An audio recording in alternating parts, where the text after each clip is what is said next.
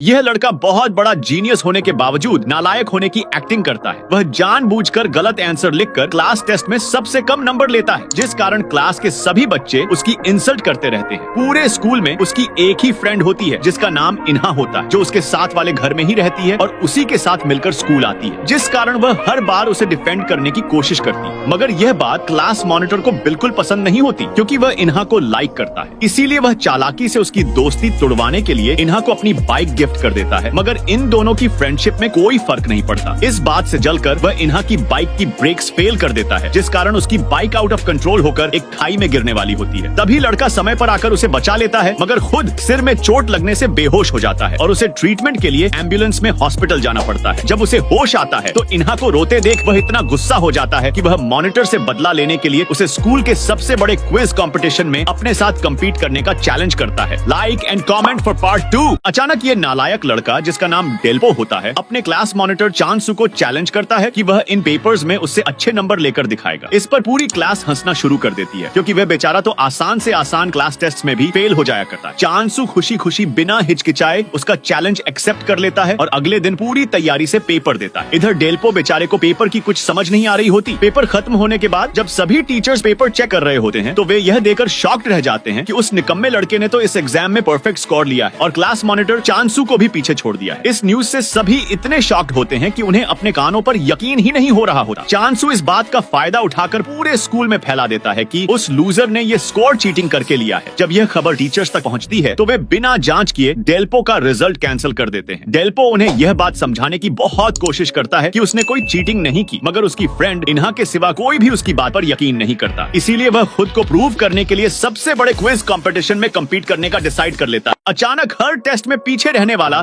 यह नालायक लड़का एग्जाम्स में टॉप कर लेता है, मगर किसी को इस बात पर यकीन नहीं हो रहा होता। इसलिए उस पर चीटिंग का इल्जाम लगाकर उसका रिजल्ट कैंसिल कर दिया जाता है। डेल्पो इस बात पर गुस्सा होकर कोरिया के सबसे बड़े क्विज कंपटीशन में भाग लेने का डिसाइड करता है, ताकि वह अपने स्कूल के टॉपर चैंसू को सबके सामने मात देकर खुद को साबित कर सके। इधर डेल्पो की फ्रेंड इन्हा भी इस बात का प्रूफ ढूंढने में लगी होती है कि उसने कोई चीटिंग नहीं की। तभी वो यह देखकर शॉक्ड रह जाती है कि डेल्पो ने लाइब्रेरी की हर किताब पढ़ रखी है और वो असल में बहुत बड़ा जीनियस है, मगर जानबूझकर सबके सामने नालायक होने की एक्टिंग करता है। दूसरी तरफ कंपटीशन में डेल्पो क्लास टॉपर को एक ऐसा चैलेंज देता है जिसे सुनकर सभी शॉक्ड रह जाते हैं। वो कहता है, अगर तुम जीते तो मुझे लाइव सबके सामने 10 थप्पड़ मार लेना, लेकिन अगर मैं जीता तो फिर मैं तुम्हें 10 थप्पड़ मारूंगा। चांसू, जो हर बार कंपटीशन जीता आ रहा है, खुशी से इस चैलेंज को एक्सेप्ट कर लेता है, क्योंकि उसने इस बार कंपटीशन जीतने की सेलिब्रेशन में डेल्पो की फ्रेंड इन्हा को प्रपोज करने का प्लान भी बना रखा हो। जब इस नालायक लड़के को पता चलता है कि उनकी क्लास का टॉपर इस बार क्विज कंपटीशन जीतने की खुशी में उसकी क्रश इन्हा को प्रपोज करने वाला है, तो वह उसे रोकने के लिए उस क्विज कंपटीशन में भाग ले लेता है। इधर नालायक डेल्पो को कोरिया के इतने बड़े क्विज कंपटीशन में देखकर उसकी पूरी क्लास पूरी तरह शॉक्ड हो जाती है। जब डेल्पो से सवाल पूछा जाता है वह कौन सी बीमारी है जिसमें झूठ बोलते ही हिचकियां आने लगती हैं, तो वह जवाब पता होने के बावजूद मूर्ख होने की एक्टिंग करता है और पहले ही सवाल पर हेल्प लेने का डिसाइड करता है। मगर हद तो तब होती है जब वह हेल्प के लिए अपने ओपोनेंट चांसू को चुनता है, लेकिन चांसू को उस सवाल का जवाब नहीं पता होता, जिससे डेल्पो खुद ही बता देता है कि वह बीमारी पिनोकियो है। इसी तरह वह आसानी से सभी सवालों के जवाब दे देता है और अब केवल लास्ट क्वेश्चन बाकी बचता है। अगर चांसू इस सवाल का सही जवाब दे देता है तो उनके दोनों के स्कोर्स बराबर हो जाएंगे, मगर चांसू उस सवाल का जवाब नहीं दे पाता, जिससे वह चांस ले लेता है और डेल्पो से उसका जवाब देने को कहता है। डेल्पो उसकी हेल्प करने के लिए सवाल का सही जवाब दे देता है और इस तरह वे दोनों कंपटीशन जीत जाते हैं। मगर